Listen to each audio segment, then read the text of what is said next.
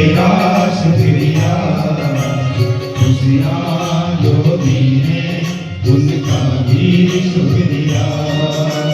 करते हैं ताना हम तेरा शुक्रिया, खुशियाँ जो दी हैं उनका भी शुक्रिया।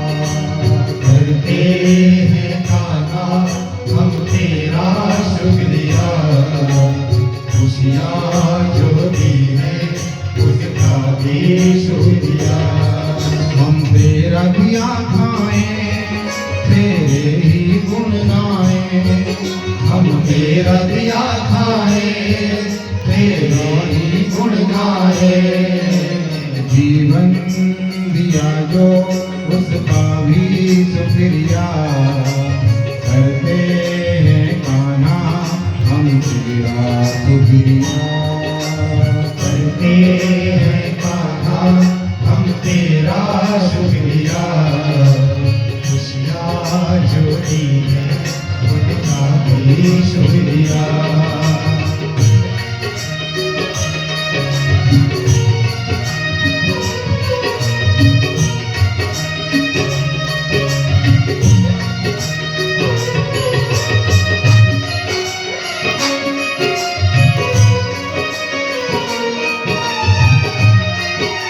बोलिए द्वारिकाधीश भगवान की जय हो।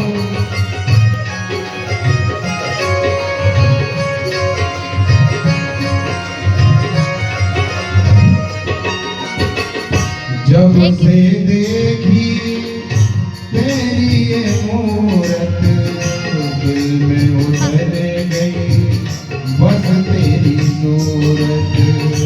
जब से देखी तेरी मूरत, दिल में उतर गई बस तेरी सूरत। तेरा नज़्म मुझे मिला मुरझाया फूल खिला। तेरा दर्शन मुझे मिला मुरझाया फूल खिला। नजरें जो दी हैं उसका भी शुक्रिया। करते हैं कान्हा हम तेरा शुक्रिया। नजरें जो दी उनका भी शुक्रिया। करते हैं कान्हा हम तेरा शुक्रिया।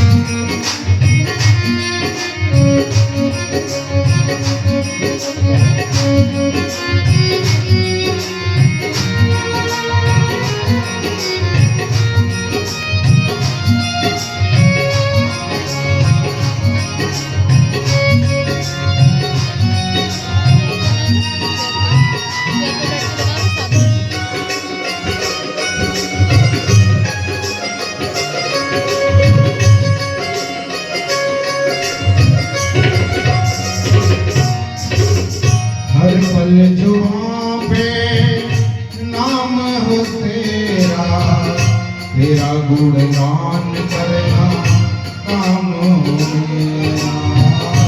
हर पल जुबां पे नाम हो तेरा, तेरा गुणगान करना काम हो तेरा। तेरा सुमिरन सदा करूं, तेरा ध्यान सदा धरूं। तेरा सुमिरन सदा करूं, तेरा ध्यान सदा करूं।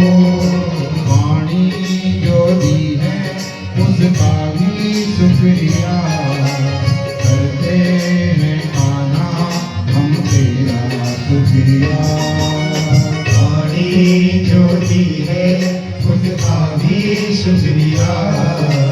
करते हैं कान्हा हम तेरा शुक्रिया।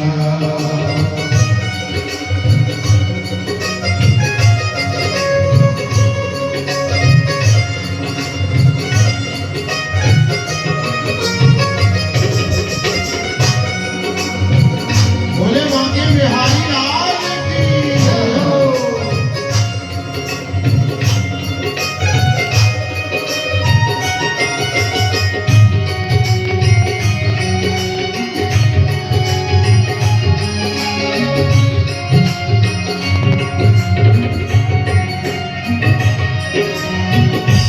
तेरी कृपा से लगन ये लगी है, सोई हुई तकदीरें जगी है। तेरी कृपा से लगन ये लगी है, सोई हुई तकदीरें जगी है। तेरी भक्ति मुझे मिली, जीवन को राह मिली। तेरी भक्ति मुझे मिली, जीवन को राह मिली। भक्ति जो दी है उसका भी शुक्रिया करते हैं माना हम तेरा शुक्रिया। भक्ति जो दी है उसका भी शुक्रिया करते हैं कान्हा हम तेरा शुक्रिया।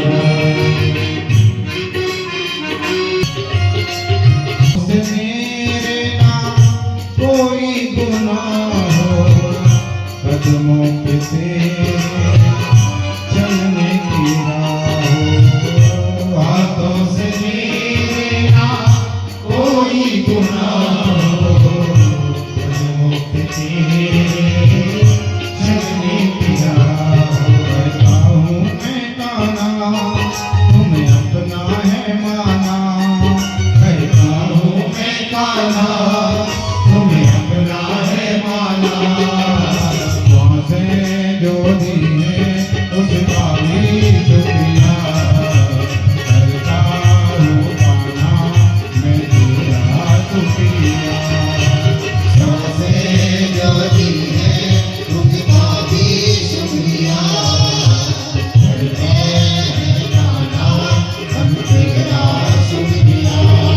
खुशियाँ जो दी है उसका भी शुक्रिया करता हूँ कान्हा मैं तेरा शुक्रिया।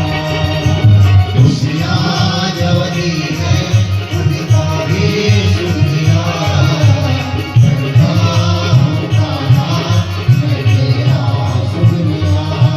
हम तेरा दिया खाएं, तेरे ही गुण गाएं। हम तेरा दिया खाएं, तेरा ही गुण गाएं। जीवन जो दिया है उसका भी शुक्रिया करता हूँ कान्हा हम तेरा शुक्रिया। जीवन जो दिया है उसका भी शुक्रिया करता हूँ कान्हा हम तेरा शुक्रिया।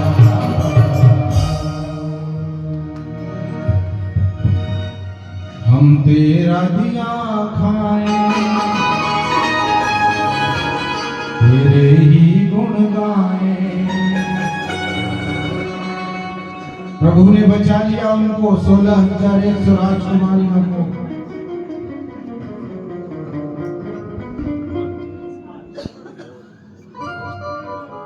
भगवान ने कृपा की, तब तो जैसे ही प्रभु को साक्षात देखा उन्होंने सारी 16,100 सारी एक के साथ मोहित हो गई प्रभु के ऊपर।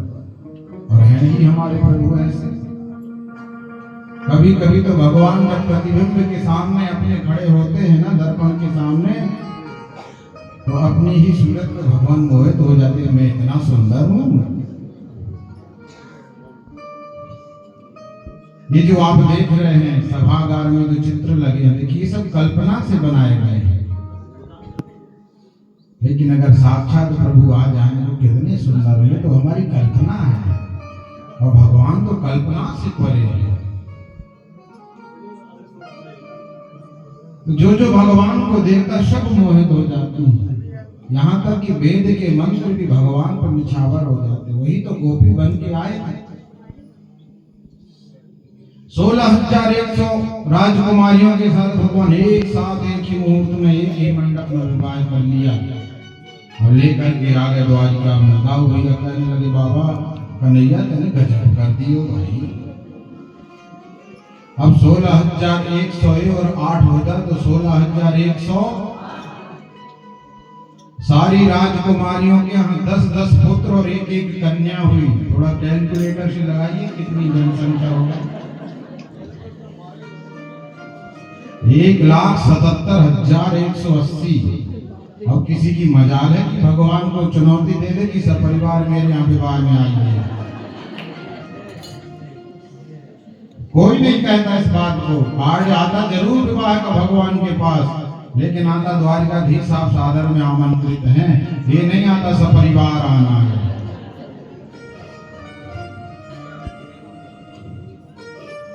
इसी तरह का भगवान का अपना भरा पूरा परिवार, भगवान का परिवार चल रहा है, हर्षोपहास चल रहे हैं। कई देवियां ऐसी हैं भगवान की पत्नियां की कोई रूठ जाती तो भगवान उनको मना लेते। रुक्मणी मैया जो है ना वो कभी नहीं रूठती भगवान से। भगवान ने देखा कि देखो ये कभी नहीं मुझसे रूठती, तो भगवान ने थोड़ी सी लीला कर दी। रुक्मणी मैया के आए कक्ष में आकर के झूले में बैठ गए, थोड़ा सा मुंह लटका लिया। जल का पात्र लेके आई मैया, महाराज जल पीजिए। भगवान तुम नहीं पीना है मुझे जल। क्या बात हो गई? मुंह लटका के बोले हमें बात ही नहीं करनी है आपसे। मैंने क्या गलती कर दी? भगवान ने कहा कि एक गलती की हो तो बताऊं। गलती पे गलती, गलती पे गलती, गलती पे गलती। अरे एक गलती तो बताइए महाराज, क्या गलती? भगवान ने कहा पहले गलती तो ये की कि मुझसे तुमने विवाह किया। अरे तुमने जानती देवी कि मेरे अंदर कौन सा गुण था जो तुमने देख करके विवाह कर लिया? मुझे तो लोग चोर बोलते हैं, और ऐसा नहीं, चोरों में शिरोमणि हमें बोलते हैं, चोरों के सरदार हैं। फिर भी आपने मुझसे विवाह कर लिया। देखा रुक्मणी जी के चेहरे पे कुछ भाव दिख रहे हैं? देखा तो नहीं, खड़ी है शांत। फिर कहने लगे भगवान कि देवी देखो ना, तो हम कहीं के राजा है ना महाराजा है। हमारे राजा तो उग्रसेन जी हैं, हम तो उनके नौकर बन के रहते हैं, और आप कहाँ महलों की राजकुमारी। आपने मुझ में ऐसा क्या देख लिया कि विवाह कर लिया? फिर देखा भगवान ने रुक्मणी की तरफ, कोई भाव नहीं आया चेहरे पे। भगवान ने अब की ब्रह्मास्त्र छोड़ दिया अपना। कहने लगे कि देवी अभी कुछ बिगड़ा नहीं है, चाहो तो दोबारा शादी किसी से कर सकती हो। अब जैसे ही इतना कहा, रुक्मणी मैया के हाथ से जल का पात्र नीचे गिर गया। मूर्छा आने लगी, जैसे गिरने लगी तो भगवान ने चतुर्भुज रूप धारण कर लिया। एक हाथ से रुक्मणी जी को संभाले हैं, एक हाथ से पंखा कर रहे हैं, एक हाथ से जल की बूंदें छिड़क रहे हैं। चेतना आई जब धैर्य से, भगवान मुस्कुराए। अरे देवी आपसे क्या उपहास भी नहीं कर सकता मैंने तो उपहास किया था। भगवान के एक एक प्रश्न का उत्तर दिया। फिर वो रुक्मणी मैया ने बोले प्रभु आप ठीक ही कह रहे हैं कि आप में कोई गुण नहीं है। क्यों? क्योंकि सारे गुण तो आपने ही रचे हैं। बोलते कि हमारे प्रभु निर्गुण हैं। सत्व तम रज ये तीन गुणों से आप परे हैं, आपका कोई पार नहीं पा सकता। आपने कहा कि हमारा कुल खानदान सही नहीं है, हमारे माता पिता का भी ठीक से पता नहीं है कौन है। तो प्रभु ये भी बात आपने सही कही। अरे आप तो दुनिया के जगत पिता हैं, आपका कौन पिता हो सकता है? ऐसी जब बातें कही तो भगवान ने कहा देवी देखो, इतने उपहास से एक जानकारी लग गई कि आप पढ़ी लिखी हो। अभी तक मैं जानता ही नहीं था कि आप में इतने अच्छे अच्छे गुण हैं, पढ़े लिखे खानदान से आई हैं। मानो भगवान ये हमें सूचना दे रहे हैं, हमें समझा रहे हैं कि हम गृहस्थ में हैं, थोड़ा सा उपहास होना चाहिए। खाली काम काम काम। आप घर में आए, काम करके आए तो पूरे परिवार के साथ बैठिए, बातें सुनिए, आपस में चर्चाएं करिए, भगवान की कथाओं को श्रवण करिए। जो कथाएं ऐसी हैं जो भगवान की कथाओं से आपको उपहास, आपको हंसी आ जाए, ऐसी कथाओं को श्रवण करिए, पढ़िए, पढ़ करके सुनाइए या सुनिए।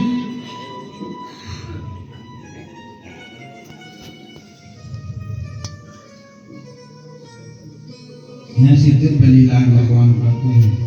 भगवान के पौत्र हो गए अनिरुद्ध, प्रद्युम्न के पुत्र। जनसंख्या प्रभु की बढ़ गई है परिवार की। भगवान के पुत्र प्रद्युम्न, प्रद्युम्न के पुत्र हुए अनिरुद्ध। अनिरुद्ध का विवाह हो रहा था रुक्मन की नाती से, रुक्मी, रुक्मणी के भाई उनकी नातिन थी। उनकी महाराज की जय। देखिए रुक्मी महाराज जीत गए, जीत रहे हैं बलदाऊ जी छल से अपनी जीत करा रहा है। इतने में ऊपर से आकाशवाणी हो जाती है, बोलिए 64 कोई जीता है तो हमारे बलदाऊ जीते हैं। ये अब तो बलदाऊ एकदम प्रसन्न होगा। देखो तुम लोग अभी तक हमें मूर्ख बना रहे थे, अब तो बात को मानोगे। आकाश से देवता भी कह रहे हैं कि मैं जीता हूं। जैसे ही दाऊ भैया ने इतना कहा, रुक्मी को क्रोध आ गया। कहने लगा, अरे तुम गैयों को चराने वाले, ग्वाल वाले, जंगल से आए हुए ग्वाले, तुम क्या जाना वे राजा महाराजाओं का खेल है 64। अब जब इतना सुना तो बलदाऊ की आंखें लाल हो गई। अरे दुष्ट, एक तरफ तो तू हमसे रिश्ता बना रहा है और दूसरी तरफ हमें ग्वाल वाले बोल रहा है। तो भगवान बलदाऊ ने पकड़ा रुक्मी का सिर, उठाया, हल से दबाया, मूसल से एक मारा से रुक्मी का गोविंदाय नमो नमः। आए थे विवाह करने, हड़कंप मच गया। बलदाऊ ने रुक्मी का वध कर दिया, रुक्मी का वध कर दिया। अब जो वहां प्रेस वार्ता वाले लोग आए थे लेकर के माइक भगवान के यहाँ पहुंच गए। बोलिए आप प्रभु, इस पे आप क्या कहना चाहते हैं? आपके बड़े भैया ने रुक्मी का वध कर दिया, कुछ 2 शब्द बताइए।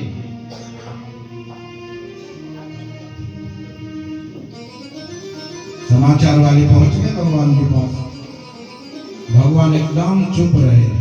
सुखदेव जी महाराज कहते हैं, राजन, अगर भगवान कहते कि हमारे दाऊ भैया ने ठीक किया तो मैया रुक्मणी को बुरा लग जाता। बताओ, हमारे भाई का वध करके और ये कह रहे हैं कि दाऊ भैया ने ठीक किया। और अगर ये कहता कि भाई दाऊ भैया की गलती है तो फिर द्वारिका जाकर के दाऊ भैया हमारी खबर ले लेते।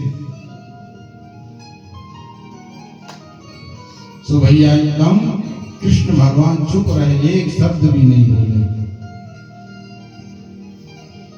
इस तरह से अनिरुद्ध का ये पहला विवाह हुआ रुक्मी की नातिन से।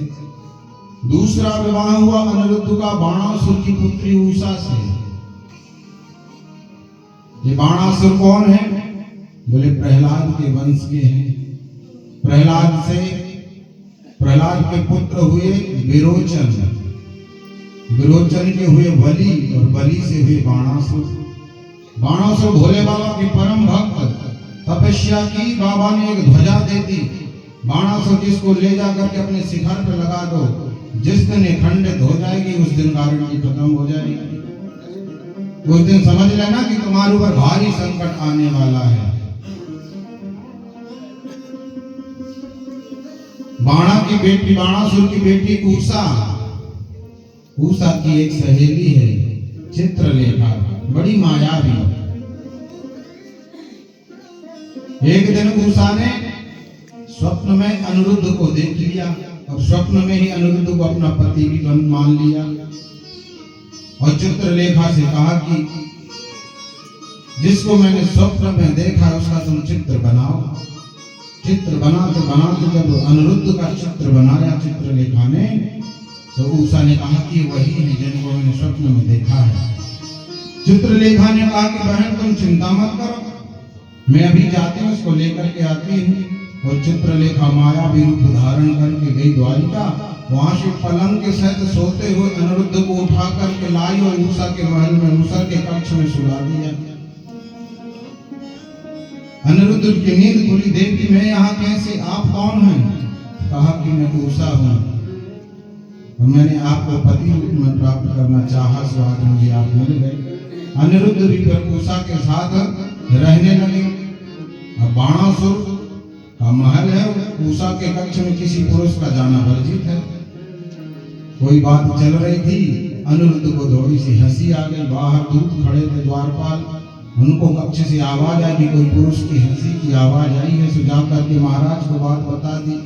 बोले महाराज गजब हो गया, राजकुमारी के महल के अंदर से किसी पुरुष की हंसने की आवाज आ रही है। बाणासुर आया, अनिरुद्ध को पकड़ा और ले जाकर के कैद खाने में बंद कर दिया।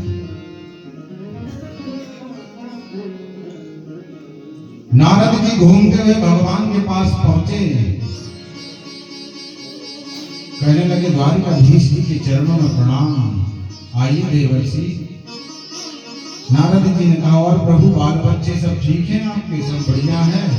भगवान ने कहा और तो सब ठीक है देवर्षि, लेकिन काफी दिनों से अनिरुद्ध नहीं दिख रहा है। नारद जी ने कहा देखिएगा कैसे, वो तो बाणासुर की कैद में बंद है, जेल खाने की हवा खा रहे हैं आपके अनिरुद्ध। अच्छा बोले हाँ।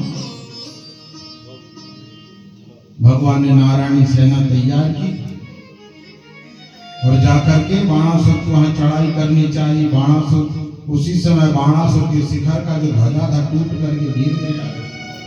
बाणासुर को लगा कि मेरे ऊपर बड़ा भारी संकट आने वाला, सो जाकर के भोले बाबा की शरण में गिर गया।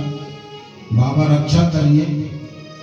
बाबा ने कहा चला तुम चलो, मैं आ रहा हूँ। बाणासुर आया। बाणासुर के मुख्य दरवाजे पर भोले बाबा त्रिशूल डमरू लेकर के खड़े हैं। अपने चेला से कहा जाओ चेला तुम आराम करो, तुम्हारी सुरक्षा की जिम्मेदारी मेरी है। उधर से द्वारकाधीश आ रहे हैं। द्वारकाधीश ने जैसे ही भोले बाबा को देखा, अरे बाबा आपके चरणों में प्रणाम, यहाँ कैसे? बोले द्वारकाधीश आप यहाँ कैसे? प्रभु ने सारी बात बता दी कि हमारे पौत्र को ये बाणासुर बंदी बना के रखा है, अब इससे हम युद्ध करने आए हैं। तो बाबा ने कहा कि देखो रक्षा का वचन तो मैंने भी दिया है कि मैं अपने चेले की रक्षा करूंगा। कृष्ण भगवान ने कहा कि बाबा थोड़ा हट जाइए, मैं अपने पौत्र को लेके आता हूँ। बाबा ने कहा ऐसे नहीं हो सकता, मैंने भी तो वचन दिया है। तो फिर भी बोले अब युद्ध होगा। यहाँ से भोले बाबा अपना पाशुपतास्त्र, वहां से नारायणास्त्र चल रहा है। संत समाज खड़ा हो गया, प्रभु क्या कर रहे हैं, प्रलय आ जाएगा। आप दोनों ही अगर इस तरह से युद्ध करने लगे तो फिर धरती नहीं बचेगी, तीनों त्रिलोक नष्ट हो जाएंगे प्रभु।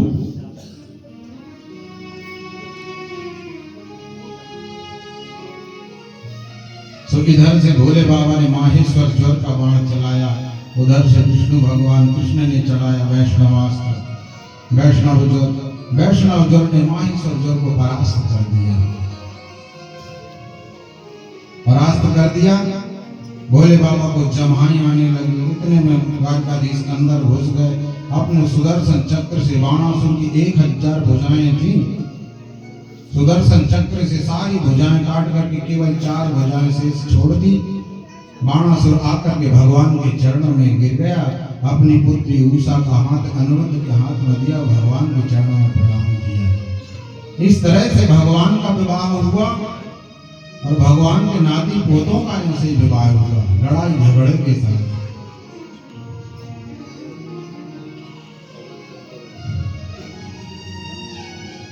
अब नाती पोता हो गए। छोटे छोटे बच्चों को लेकर के कभी कभी भगवान उद्यान में आ जाते हैं उपदेश देने के हिसाब से। बच्चों को खिलाने के लिए भगवान उद्यान में आए। बच्चे अपनी गेंद खेल रहे थे, जोर से गेंद में डंडा मारा, गेंद जाके कुएं में गिर गई। कुएं में गिर गई। एक बच्चे ने कुएं में देखा तो बड़ा भारी गिरगिट उसके अंदर पड़ा था। आवाज लगाई।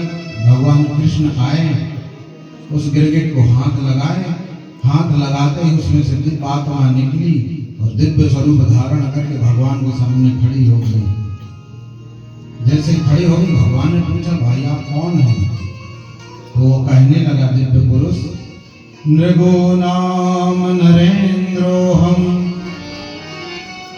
इक्ष्वाकु तनया प्रभु दानेष्वथाय मानेषु यदि ते कर्णमस्पृशम्।